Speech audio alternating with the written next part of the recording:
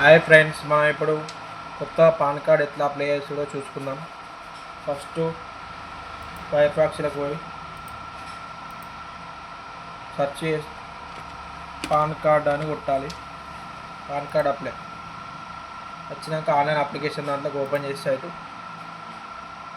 ఇక్కడ new application అయితే మధ్యలో ఆగిపోతే మధ్యలో న్యూ అప్లికేషన్ కావాలి. మనకి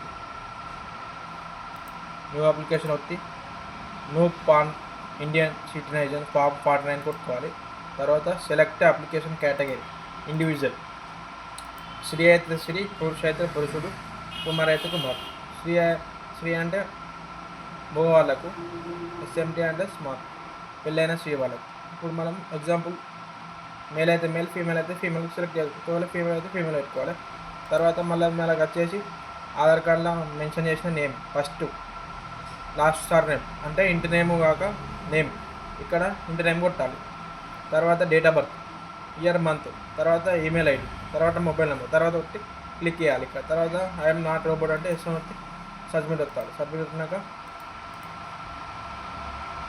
మళ్ళీ ఆన్లైన్ ప్రాసెసింగ్ అనేది ఓకే అవుతుంది.